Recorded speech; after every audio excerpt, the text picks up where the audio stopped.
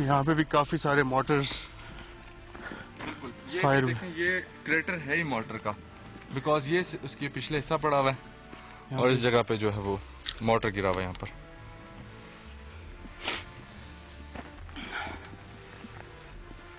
आपको दिखाते हैं।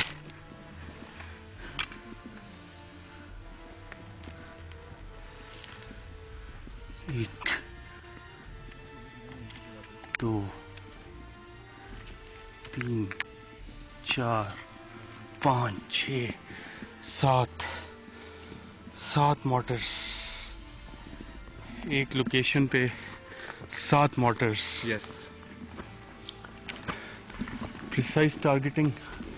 मोटर जो है बेसिकली ये एरिया टारगेट कवर करता है। तो जो लोकेशन मैंने आपको अभी पीछे दिखाई है, इसी को एंगेज करते हुए ये इसके आसपास ही ये सारे मोटर फायर हम करवा रहे थे, सो दैट क्योंकि 2 घंटे की मैंने आपको बताया इस पे सबसे टफ फाइट हुई है हमारी रात के अंधेरे में। यहाँ से जब वो मेरे साहब आए दिखाएं, यहाँ से हमें क्या नजर आ रहा है? ये आपने बनाई है चेक पोस्ट? बिल्कुल, ये हमने बनाई है और ये इसलिए बनाई है कि जो आपको सामने की तरफ जो पहाड़ नज़र आ रहे हैं, जी जी, ये इन पर अभी तक टेररिस्ट की जो है मूवमेंट ऑब्जर्व की जा रही है। मिटाई में तो पाक फौज ने अपना ऑपरेशन शुरू कर दिया माशाल्लाह, काफ़ी आगे तक कामयाबी भी हो गई है, लेकिन उसी ऑपरेशन को सपोर्ट करने के लिए और ऑब्जर्वेशन रखने के लिए इस जगह पे हमने ये अपनी पोस्ट बनाई हुई है, ताकि हमें नज़र आता रहे ऊपर से क्या हो रहा है।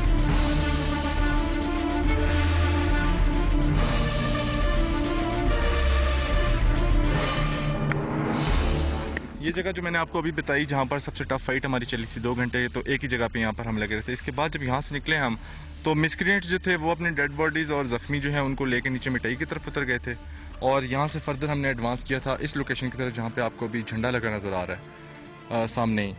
तो यहाँ पे फिर हमने स्टेप बाय स्टेप इसको फर्स्ट लाइट पे इस जगह पर हम पहुँच गए थे। चलें देखते हैं इस जगह पे क्या मौजूद है।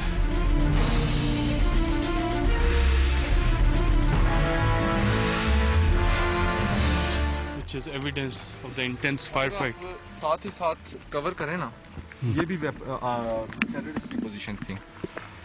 यहाँ से मैं आपको ये दिखाना चाहूँगा कि ये अभी जिस जगह से हम आ रहे थे उसके एंगुलर साइड वाइज बनता है, ये भी टेररिस्ट की पोजीशन थी।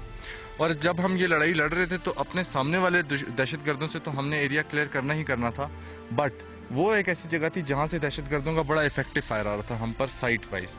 तो हमारे लोग जब सामने वालों से लड़ रहे थे तो उस जगह से भी दहशतगर्दों का बहुत फायर आ रहा था।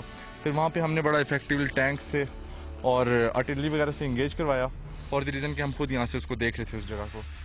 तो अल्लाह का शुक्र है कि वहाँ से जब उनका जोर टूटा है तो ये जो यहाँ हमारे सामने वाले दहशतगर्द थे ये भागने शुरू हो गए यहाँ से। यार देखते हैं कि किस जगह से भागे हैं।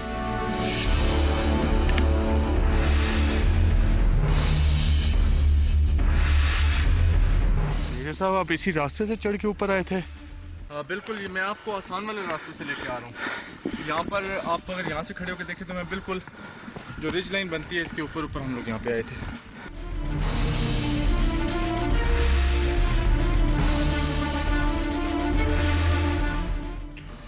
मेरे साहब इस पहाड़ी पे जब हम आए हैं तो ये एक हाइड आउट मिल रही है, रेस्टिंग प्लेस मिल रही है, किसके इस्तेमाल में थी ये दहशतगर्दों के इस्तेमाल में ही थी।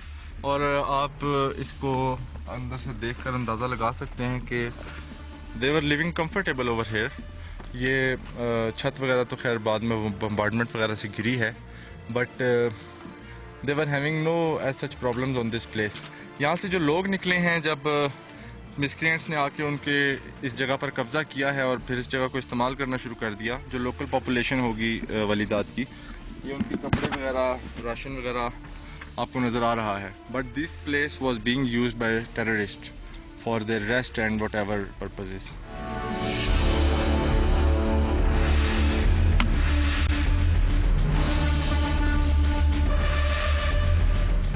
मेजर साहब ये कुछ ख़वातीन के कपड़े नज़र आ रहे हैं। ख़वातीन भी मिलिटेंट्स के साथ रहती थी?